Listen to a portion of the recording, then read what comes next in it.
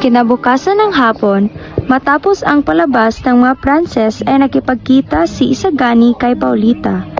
Nais niyang hinga ng paliwanag ang kasintahan tungkol sa panonood nito ng teatro na kasama ay si Juanito. Alam mo ba ang nangyari kay Simon?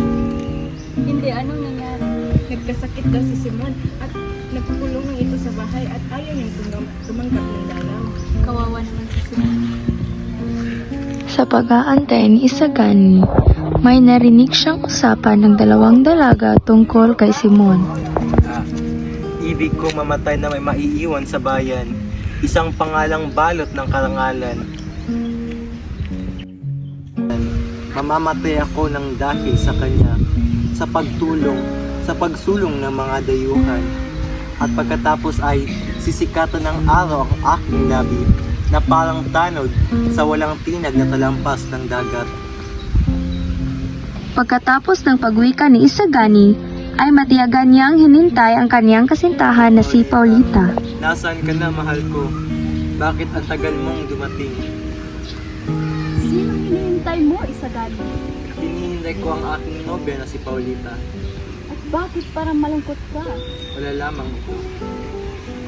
Pagkatapos ng ilang mga minuto, biglang dumating si Paulita kasama si Juanito at si Doña Victorina. Mukhang nandito na ang iyong nobya, Isagani. Mukhang andito na nga, kaibigan. Maiwan ko na kayo.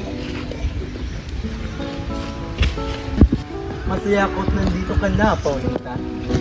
Pumanhin, Isagani, at ako'y naantala. Kasama ko si Juanito at si Doña Victorina. Ngunit bakit mo sila kasama, Paulita? Hinahanap niya ang kanyang nawawalang asawa, Isagani. Naisipan ko lamang na mag-ikot-ikot kasama si Juanito. May balita ka ba sa asawa ko, Isagani? Wala pa po akong balita kay Don Tiborcio, Doña Victorina. Hindi pa po namin siya natatagpuan. Gumawa ng paraan si Paulita upang magkasarilihan sila ni Isagani. Pumayag naman ang kaniyang ale sapagkat nais din nitong makasarili si Juanito pala. Maaari mo ba akong samahan na ikot-ikot rito, Juanito? Sige po, Doña Victorina. Sasamahan ko po kayo. Para na Juanito. Nang mapag-isa ang magkasintahan na sina Isagani at Paulita, agad namang nagsalita si Paulita. Paulita, mahal ko. Maaari mo bang ipaliwanag kung bakit hindi kita nakita tumitig sa akin nung gabing dulaan? At bagkus ang mga titig mo sa mga mananayaw ng Francis. Habang kayo ay magkasama ni Juanito, hindi ko kayang lumingon sa iyo, Paulita. Habang kayo ay nagtatawanan, ang puso ko ay nagdudurusa sa sakit na dulot nito. Pumanhin, minamahal ko, Isagani. Ngunit walang kabuluhan ang lahat ng iyon.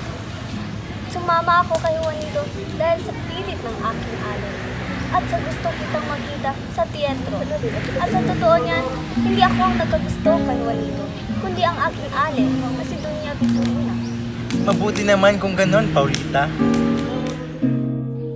Sa kabilang dako naman habang nagtatawanan ang magkasintahan, si Doña Victorina naman ay nakikipagtalik kay Juanito. Sino yung kasama mo, Doña Victorina? Mukhang matipuno ang kapormang lalaki. Oo nga, Doña Victorina. Pamangkin mo ba yan? Nalang naman si Juanito pala. Isang lalaking henyo dito sa bayan natin. At lalaking nakakaisip ng Francis. Maraming salamat sa iyong mga buluhang salita, Doña Victorina. Maganda kayong teatro sa isa't isa. Maganda talaga kayong sa isa't isa. At nais ko siyang pakasalan pag ang asawa ko pilay ay namatay na. Ang mga linyang iyon ay nangangahulugan ng isang pag-ibig, Doña Victorina. Pranawan nito at tayo mag-ikot-ikot pa. Maiwan mo na lang kayo mga dalaga. At umalis ang dalawa. Hindi ka ba nasisilayan sa gatapuan nito? Ikaw nga ay tunay na maganda, Doña Victorina. Ikaw lamang ay nararapat sa isang istorya. Maraming salamat. Habang naglalakad sila, biglang natumba si Doña Victorina at agad naman na may tatlong binata ang lumapit sa kanya. Ayos ka lang ba, Doña Victorina? Tulungan ka na namin, Doña Victorina. Baka ikaw ay magbenta. Che! Huwag lumayo kayo sa akin, mga maruruming binata. Sige na po, tulungan namin kayo. Lumayo kayo sa akin! Ang sama nito. Umalis ang mga binata. Maaari ba akong tulungan ba nito? Habang tinutulungan ni Juanito si Doña Victorina na tumayo, Sina Isagani at Paulita naman ay nagkukwentuhan sa kanilang mga Lita, mahal ko. Nais kong manirahan sa nayon kasama ka. Patawad, Isagani. Batid kong alam mo na ayaw kong dumaan sa masukal na bundok. Ngunit Paulita, nais kong iyong maramdaman ang tunay na pag-ibig.